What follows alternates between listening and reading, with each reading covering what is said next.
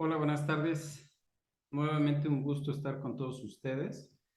Vamos a empezar a ver la forma que debemos de calcular cada una de las cuotas.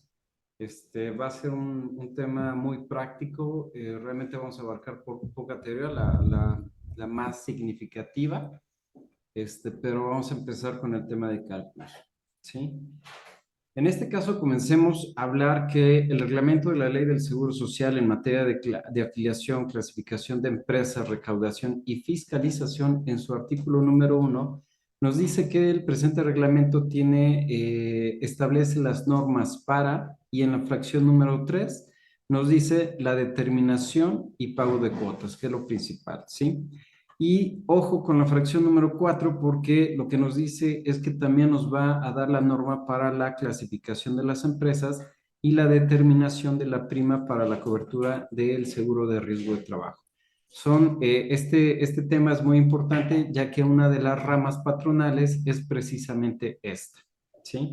Ahora, si nos vamos al artículo 73 de la Ley del Seguro Social, nos dice que cuando las empresas se registren por primera vez o en su defecto cambien de actividad, deberán dar de alta la prima promedio dependiendo de la clase en la cual pertenezca. Recordemos que tenemos un catálogo de actividades y que dependiendo de la actividad y los elementos que utilicemos para realizarla, la ley o el reglamento nos dicen en cuál clase debemos de estar clasificados. ¿Sí? Cuando es primera ocasión, entonces nos ubicamos en qué clase estamos clasificados y damos de alta la prima promedio. ¿Qué es lo que va a pasar año con año? Que cuando yo tenga un año completo de haber dado de alta el registro patronal, entonces tengo la obligación de presentar una declaración de prima de riesgo de trabajo. Los datos para esta declaración son principales en cuántos riesgos de trabajo incluyó o se vio la empresa, cuántos accidentes de trabajo tuvo la empresa para verificar si sube hasta un punto porcentual o baja hasta un punto porcentual. Es lo más que nos puede subir. Un punto hacia arriba, un punto hacia abajo, ¿sí? Puede haber inter, por supuesto. Mientras menos riesgos de trabajo tengamos, más va a bajar esta prima. La prima mínima que nos marca la ley es la de punto 50, ¿sí? Es decir, empezamos en la media y de ahí nos podemos mover hacia arriba, hacia abajo, un punto porcentual por año y no puedo pagar menos del punto 50. Ahora, para efectos de determinar las cuotas, yo tengo que seccionar la información que vamos a estar utilizando. La primera información va referente a los datos de identificación del empleado. En el caso del Servicio de Administración Tributaria, cuando habla de retenciones o habla de tema de nómina, principalmente de retenciones del impuesto sobre la renta, al SAT no le interesa saber de quién estamos pagando, ¿sí? Él lo único que puede hacer es una verificación en cuanto a los FDIs que estamos emitiendo y la retención que estamos declarando en esos FDI y compararla con el que efectivamente estábamos enterando nosotros en nuestros pagos provisionales. Pero, sin embargo, para efectos del IMSS o efectos del Seguro Social, aquí sí tenemos una identificación porque lo que son las cuotas se pagan por cada uno de los empleados. Entonces, tenemos que tener mucho cuidado en cuanto a los datos de identificación del empleado. Tengamos cuidado con lo que es el nombre, con lo que es el número de seguridad social. Recordemos que el número de seguridad social está compuesto de 10 dígitos y un dígito verificador. Tengamos cuidado con el tema del RFC, que si bien podemos optar o no optar por utilizarlo, la recomendación que siempre hacemos es tener la información completa. ¿Sí? Ahora, recordemos que también un dato de identificación es el dato del CUR, que es un dato de identificación personal, es único y sobre todo cuando el empleado tenga número de crédito Infonavit, entonces tenemos un identificador de ese crédito que está compuesto de 10 dígitos. ¿Sale? Ahora, teniendo en cuenta estas situaciones que son los datos de identificación del empleado, entonces podemos verificar o dar la primer palomita de decir que al menos vamos a pagar por el empleado correcto. Ahora, recordemos que el instituto, tanto el IMSS como el Infonavit, lanzan unas liquidaciones o unas propuestas lanzan unas propuestas de liquidación. Entonces, en estas propuestas de liquidación, hablemos de la ley del Infonavit, nos dice que cuando un empleado sea acreedor o haya contratado un crédito Infonavit, el instituto mencionará mediante un comunicado al patrón de dicho crédito para que inicie la retención. Pero también hace la observación, en el caso de que no recibas esta notificación, la misma liquidación hará las veces del escrito. Entonces, es importante que vayamos validando esta información, estas liquidaciones, porque de encontrarnos ahí ese número de crédito, entonces surge la obligación de retenerlo. Y en el tema de pago de cuotas, tanto para los dos institutos, Instituto Mexicano de Seguro Social y el Infonavit, recordemos que el patrón es solidario responsable, es decir, si no le retuviste ya sea las cuotas obrero o ya sea la amortización al empleado, entonces tú sigues teniendo la obligación de pagarlo por esa solidaridad que hay. ¿Sí? Mismo caso en el tema de los números de seguridad social. Recordemos que sí ha pasado casos de homonimia, perdón, han sucedido casos de números de seguridad social no duplicados, sino asignados de manera, a la misma persona se le asignan dos números de seguridad social. Entonces son trámites personales, el empleado detecta estas situaciones, hace su trámite, no le avisa al patrón, no tiene conocimiento el patrón de que hay certificaciones de número de seguridad social, de que ya cambió el número de seguridad social y entonces empiezan las fallas. Tenemos que tener mucho cuidado con todos estos datos de identificación.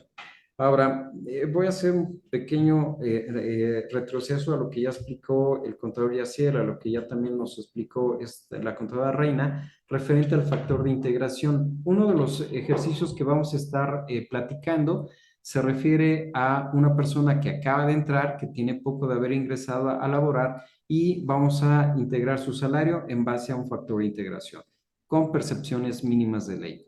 Primer punto, tenemos derecho a 12 días de vacaciones y por ende tenemos derecho a un 25% de esos 12 días que corresponden a 3 y un aguinaldo de 15 días de vacaciones. Es decir, percepciones anuales valuadas en número de días son 18 días adicionales. Sacando la cuota fija, que es dividirlos entre 365, perdón, la cuota diaria, entonces tenemos un adicional de 0.0493. Le sumamos la unidad que representa el salario y nuestro factor de integración mínimo es de 1.0493. Hablando de una persona con un salario mínimo, su salario base de cotización es de 217.67. ¿Sí? Y ahora sí, empecemos nosotros a identificar los datos que van a servir de base para el impuesto. Ya tenemos los que identifican a cada uno de los empleados, ahora vamos a reconocer aquellos que me sirven de base para el impuesto. Empecemos con la fecha de ingreso, que siempre va a ser un factor muy importante porque en base a este determinamos la antigüedad y podemos determinar a qué percepciones tiene derecho o qué margen tiene derecho. El primer caso, estamos hablando de una persona del salario mínimo de 6,223.20 al mes, cuyo salario diario es de 207.44 y aplicando el factor de integración, hablamos de un salario base de cotización fijo, porque son elementos exclusivamente fijos los que tenemos aquí, de 217.67. El tema de las variables va a depender de cada una de las empresas, va a depender de si el empleado fue acreedor o no acreedor, pero teniendo la parte fija, adicionamos el promedio que nos había comentado Reina, el promedio bimestral, y ese es el que tendríamos que sumar a esta parte fija y convertirse en un salario base de cotización mixto. ¿Sale? Es importante, como bien lo dijo Reina, reconocer el tipo de salario. Tenemos tres tipos de salario, ya sea el fijo, el variable o el mixto. Y tenemos que identificarlo porque cualquier modificación a esta clasificación pudiera afectarnos o hacernos acreedor a una sanción o alguna situación con el Seguro Social. ¿Sí? Bueno. Ahora, yo manejo, por costumbre, estamos acostumbrados a identificar lo que es el salario diario integrado, que es el renglón, lo quiero respetar por este momento. En la ley del Seguro Social, en la ley de Infonavit y su respectivo reglamento a la ley del Seguro Social, nosotros siempre vamos a hablar de un salario base de cotización, pero por costumbre nosotros lo identificamos como un salario diario integrado, que es el que vamos a aplicar en el cálculo. Lo voy a dejar así, y más adelante les explico el por qué. Ahora, vamos a suponer que en los tres casos que vamos a estar calculando, los tres tienen un descuento por algún contrato que tengan de crédito hipotecario con el Infonavit. En el primer caso, la notificación nos dice que es un tipo de descuento de cuota fija, que el factor, en este caso el importe fijo, serían 2.500. Vamos a calcular el periodo correspondiente al mes de agosto, que este abarca del 1 de agosto al 31 de agosto, que los días de pago en nómina corresponden a 30, pero recordemos que también en su momento hicimos mención que el pago de cuotas se basa en días naturales. Es decir, aunque yo haya pagado 30 días al Seguro Social, al Infonavit, le voy a pagar sobre la base de 31 días. ¿Sale? Vamos a analizar los cálculos 2 y cálculo 3, que varía un poquito la información. Estamos hablando de una persona que ingresó a laborar en agosto del 2000. En el cálculo número 2 estamos hablando de un salario mensual de 48,000 pesos, es decir, 1,600 pesos diarios, y aplicando el factor de integración que le corresponde, derivado de la antigüedad y la afectación que ésta tiene en cuestión de las vacaciones y en prima vacacional, entonces calculamos un salario base de cotización de 1,696. No hay variables, es el mismo salario base de cotización y lo identifico con el salario diario integrado de 1,696. En este caso, esta persona tiene un crédito Infonavit que el tipo de descuento es por porcentaje con un 15,78% y abarca el mismo periodo y los mismos días que el primer caso. En el tercer caso, hablamos de una persona con 78,000 pesos de ingresos.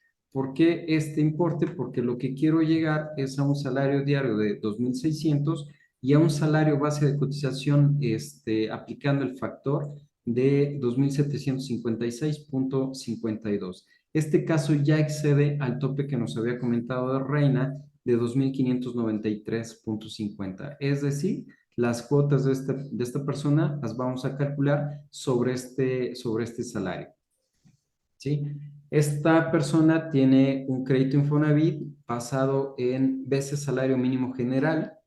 El factor que nos dan de esas veces son 125,40 veces. Es el mismo periodo de agosto, los mismos 30 días pagados en nómina y 31 días para pago o cálculo de cuotas. ¿Sale? Nada más como breve comentario, es la forma de determinar el factor para esta persona que la antigüedad repercute directamente en las vacaciones. Para estos dos últimos casos, tengo vacaciones de 28 días, por lo cual una prima vacacional de 7 días, aguinaldo de 15, percepciones adicionales al salario de manera anual valorados en 22 días adicionales, y determinando un factor mínimo de integración de 1,0602, ¿sí? Aquí aplico el salario diario que tiene cada uno de ellos, le aplico el factor y viene la determinación del salario base de cotización, que fue lo que comentamos anteriormente, en la lámina anterior. Ahora, ¿cómo determino el tope del salario base a utilizar? Bueno, realmente es la unidad de medida, la famosa UMA, que es de 103,74 multiplicado por 25. De ahí obtengo los 2,593,50. Tenemos que tener mucho cuidado. ¿Por qué? Porque recordemos que tengo dos factores, lo que es el salario mínimo general, que sabemos que en diciembre sale publicada la actualización y que la vigencia de corresponde del 1 de enero al 31 de diciembre por lo regular. Hubo un caso en donde este salario mínimo general empezó a aplicar a partir del mes de diciembre, del 1 de diciembre hasta el 31 de diciembre del siguiente ejercicio. Entonces, siempre es conveniente estar validando la aplicación de cada uno de estos elementos. En el caso de la UMA, no coincide la fecha de aplicación con la fecha del salario mínimo general. En el caso de la UMA, la fecha de inicio de vigencia es 1 de febrero y la fecha de término sería 31 de enero del ejercicio siguiente. Entonces, es importante que validemos esta información, que actualicemos nuestras plataformas, porque podríamos tener diferencia ahí en el cálculo de las cuotas respectivas, ya sea en el mes de enero o en el mes de febrero. Es muy importante validar esta situación. Ahora, los tipos de cuotas en base a la asignación, en base a quién las aporta. Recordemos que las cuotas se aportan de manera tripartita. La primera es una parte que aporta el obrero y que esta aportación la vemos reflejada siempre en el recibo de nómina. En la nómina que estamos pagando debemos de ver esta aportación. Si hacemos un proceso correcto, si optimizamos la información o el uso de las diferentes aplicaciones, podríamos lograr en que efectivamente lo que yo le esté reteniendo al empleado sea lo que yo esté enterando al Seguro Social y no manejo el que el patrón esté pagando cuotas que no le corresponden o que le corresponden al empleado. Tendríamos que verificar los procesos que tengamos en nómina para lograr esta situación. La segunda parte que tenemos son las cuotas patronales, aquellas que están a cargo del patrón y que por lo regular las vemos reflejadas en nuestros diferentes reportes que emite el SUA, el Sistema Único de Autodeterminación, la herramienta que nos da el Seguro Social para la determinación de cuotas y simplificarnos un poquito el trabajo, ¿sí? Y la otra parte serían las cuotas a cargo del gobierno.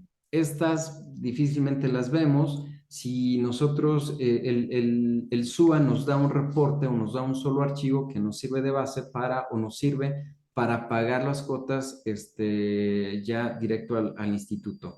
Si nosotros nos metemos y abrimos ese SUA, nos vamos a encontrar con información de las cuotas obrero, de las cuotas patronales, pero también ahí vienen informadas las cuotas a cargo del gobierno, ¿sale?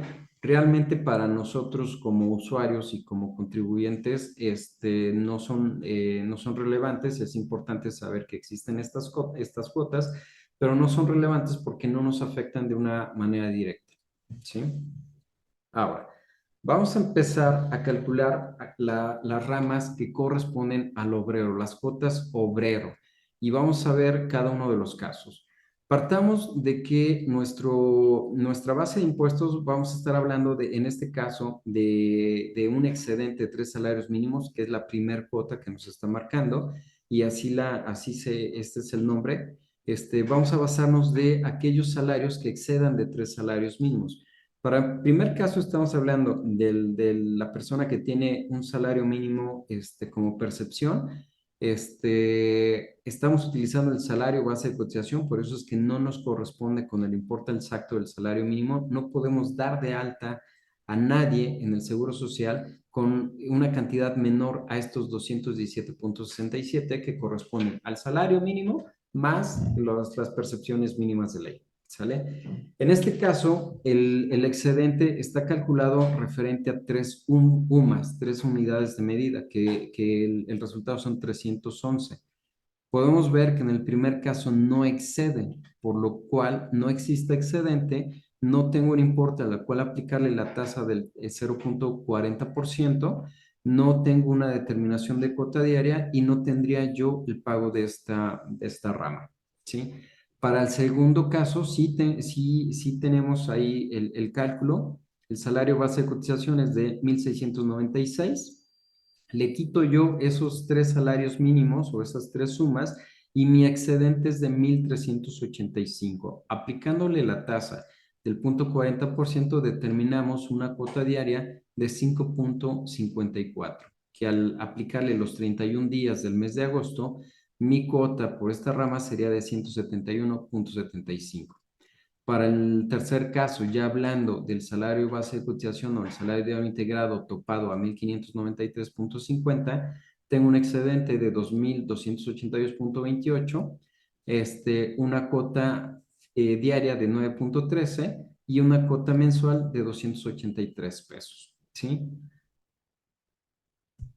Ahora, vamos con lo que son las prestaciones en dinero.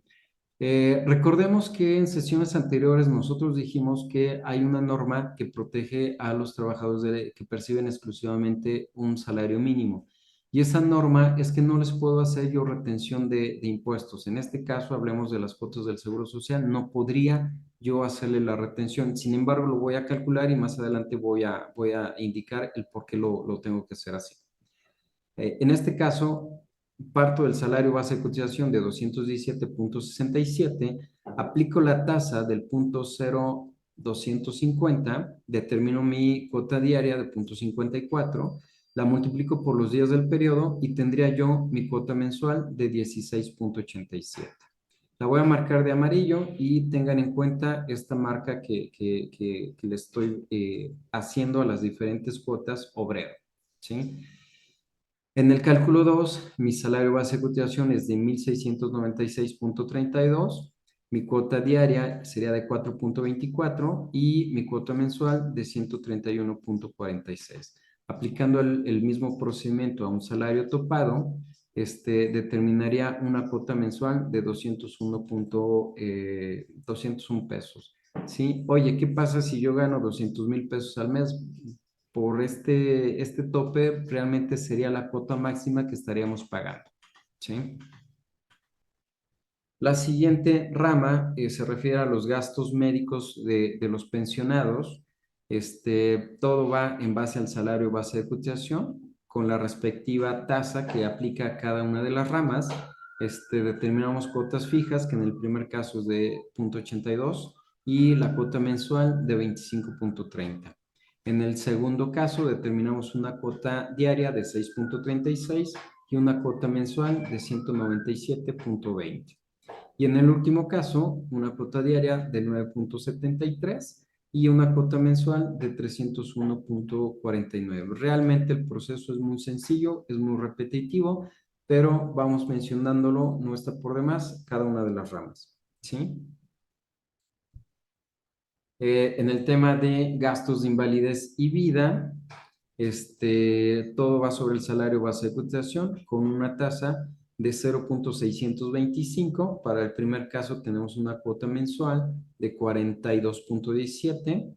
En el segundo caso, de un salario de 1,696.32, llegamos a una cuota mensual de 328.66. Y en el último caso, que hablamos del salario topado, llegamos a una cuota mensual de 502.49. ¿Sale? Ahora, hablemos del tema de cesantía y vejez, porque en algún webinar ya platicamos el tema de que para 2023 existe una reforma y una variación al cálculo entero de esta rama. Sin embargo, esa reforma solamente aplica para el tema, para las cuotas patronales. El tema de las cuotas obrero sigue la misma mecánica.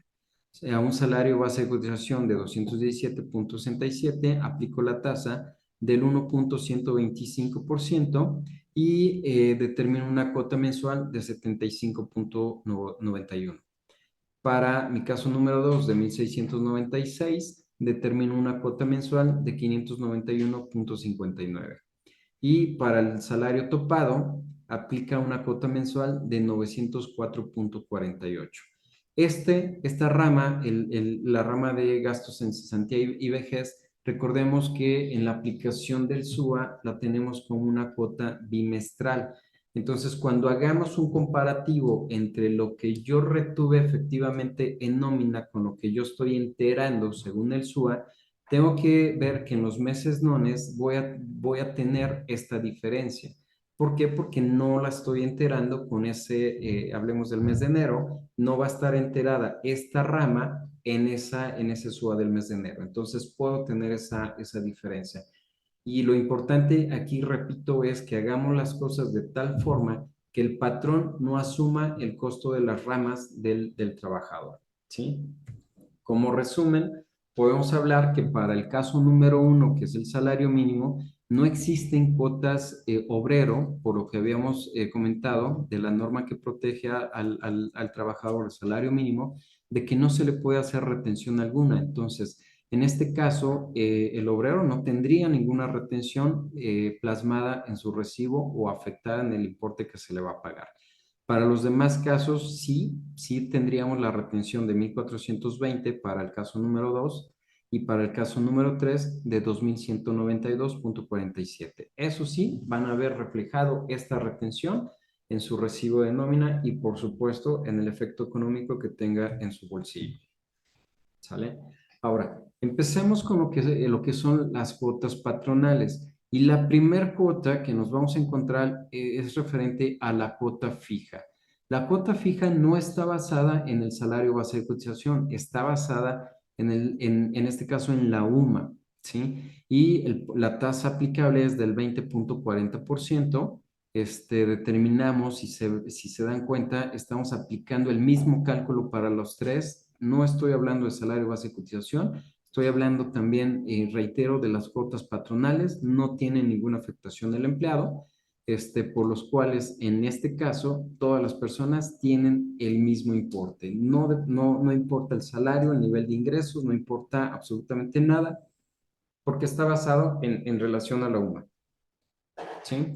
En este caso, para los tres, estamos hablando de 656,05. Ahora, en el tema de las cuotas patronales, hablamos también del excedente de 3 salarios mínimos generales. Es una cuota que tiene las dos participaciones, tanto obrero como patronal. ¿Sí? En el primer caso pasa exactamente lo mismo, no existe un excedente, por lo cual no habría base y por consiguiente no existe la cuota. Para los siguientes casos, sí aplicaría, sí existe un excedente para el cálculo número 2 de 1,385. En este caso, la tasa patronal difiere de la obrera, que sería 1,100%, determinando una cuota mensual de 472,32. Y en el tercer caso, hablando del salario topado, tengo un excedente de 2,282,28 con una cuota o determinación de cuota mensual de 778,26. Hago mención que independientemente para este ejercicio, independientemente de si la cuota corresponde o se paga de manera bimestral, los cálculos se están efectuando de manera mensual. Para tema presupuestal y para tema flujo de efectivo y para tema planeación financiera, siempre tenemos que tener en cuenta los gastos que va incurriendo la empresa de manera mensual. Por eso es que siempre en un tema para índole de estos tres temas que comento, siempre hacemos los cálculos de manera mensual, ¿sí? La siguiente prestación o la siguiente cuota es la de prestaciones en dinero. Cambia la tasa en relación a la cuota obrero, en este caso de 0,700%. En el primer caso determinamos una cuota mensual de 47,23. En el segundo caso también una cuota mensual de 368,10. Y en el caso del salario topado estamos hablando de una cuota mensual de 562,79. La mecánica es la misma, voy a hacer especial énfasis en aquellas mecánicas que difieran de las demás, pero la mecánica prácticamente es la misma que en todos. Y lo importante siempre es tener el conocimiento del salario base de cotización que vamos a estar aplicando y la tasa que vamos a estar aplicando para poder calcularla. ¿Sí? El siguiente caso, que son los gastos médicos pensionados, la tasa correspondiente a la cuota patronal es de 1,050%, teniendo para el primer caso un importe mensual de 70,85, para el segundo caso de 552,15 y en el caso del salario topado 844,18. ¿Sí? En el tema de invalidez y vida, la tasa que aplica es del 1,750%, aplicada sobre los mismos salarios base de cotización que hemos platicado. En el primer caso tengo 118,08, un importe mensual. En el segundo caso de 920,25 y en el tercer caso de 1,406,97. ¿Sí? Tengo el caso de guardería, que esta tasa es del 1%, aplica mismo procedimiento y nos vamos con la determinación mensual de 67,48, 525,86 y 803,99 respectivamente para los casos que estamos hablando. ¿Sí? En este caso es el que estábamos hablando, perdón, me adelanté un poquito, estamos hablando de la cuota de retiro, que es el 2% de manera general, determinando cuotas mensuales de 134,95, de 1051,72 y de 1607,97. Y ahora sí, vamos con el tema de la cesantía y vejez, hablando de la reforma que aplica para 2023. En este caso, lo que nos dice la ley es que vamos a partir de una determinación conforme a una tarifa que está evaluando el tema de los diferentes salarios o niveles de salarios que pueden tener, partiendo en el primer caso de lo que se refiere a un salario mínimo general, ¿sí? La tabla, creo que en la publicación le falta información, le falta adicionar ahí ciertas cosas. Muchas empresas han optado por, de una manera conservadora, tener la aplicación de la tarifa cargada quizás un poquito hacia la autoridad, y comento lo siguiente. La tabla empieza de un salario mínimo. El salario mínimo está, no son 217, este es el integrado, pero entendemos que hablando de cuotas patronales, bueno, pues este es el integrado menor que puedo tener yo, por eso es que estamos determinando que sería 217,67.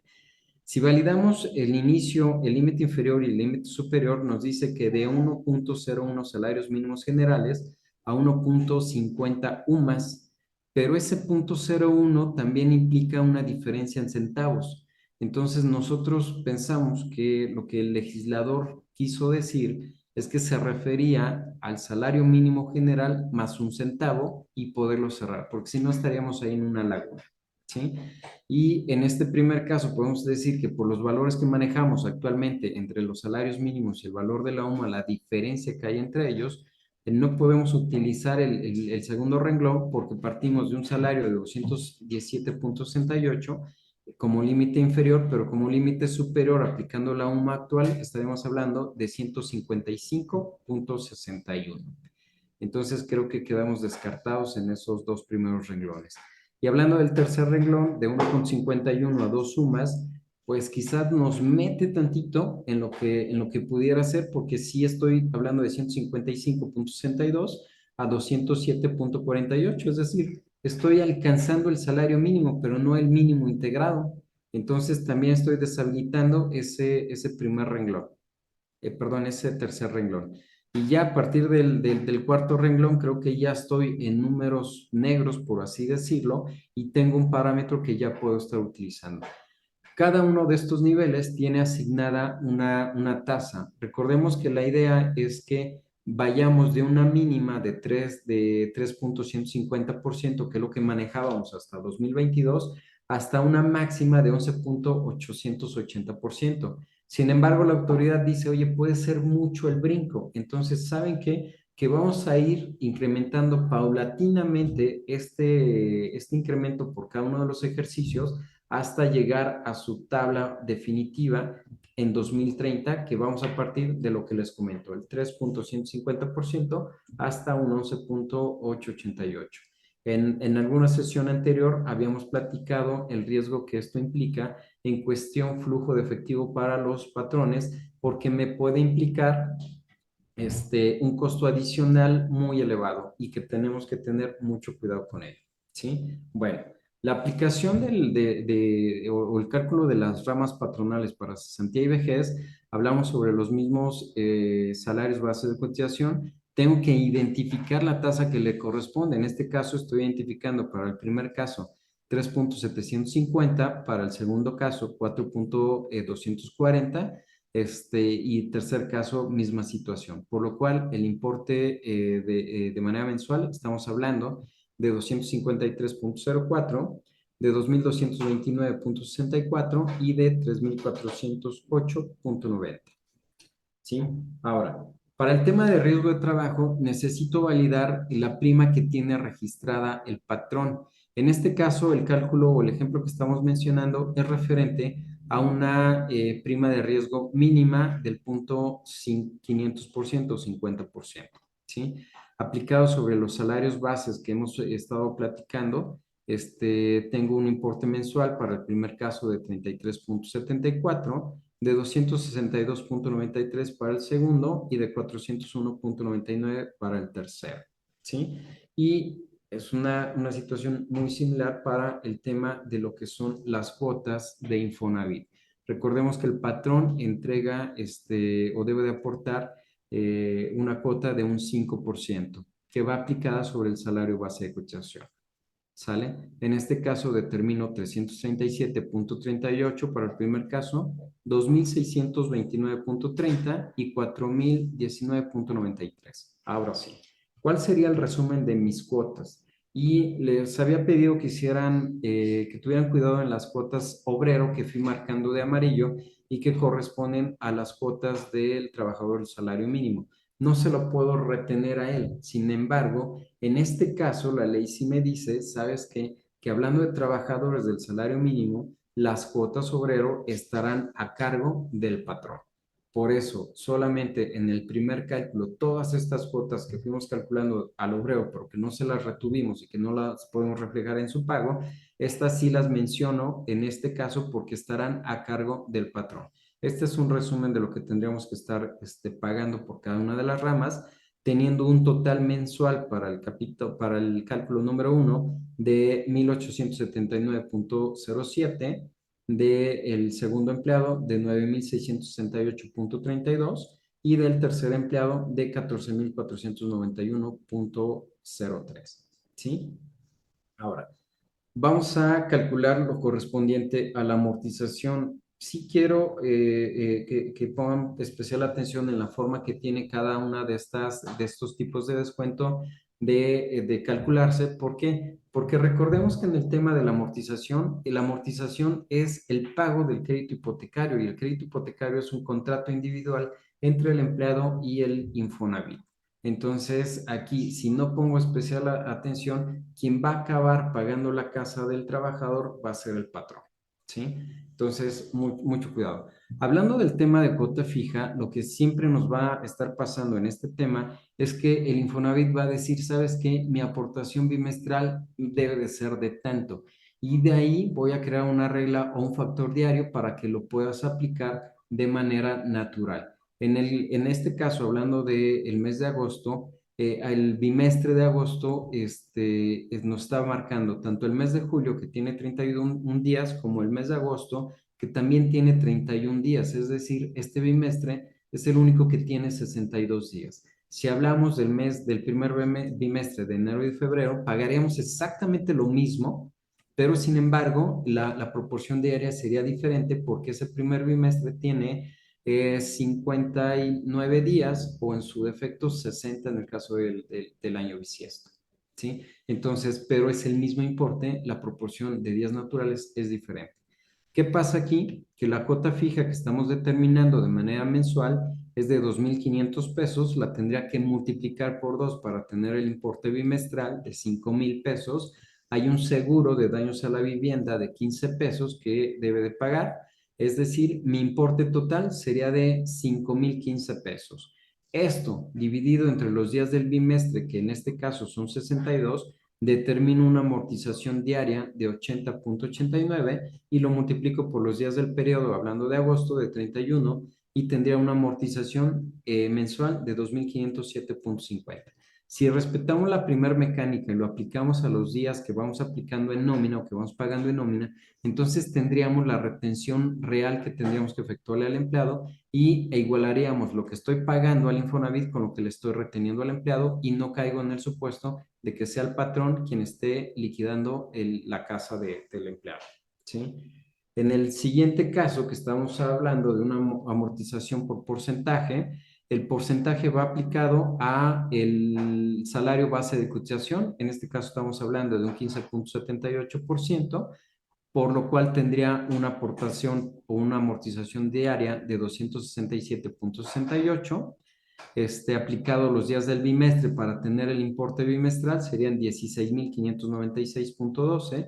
Le sumo el seguro de vivienda, 15 pesos, tendría un importe total de 16,611.12.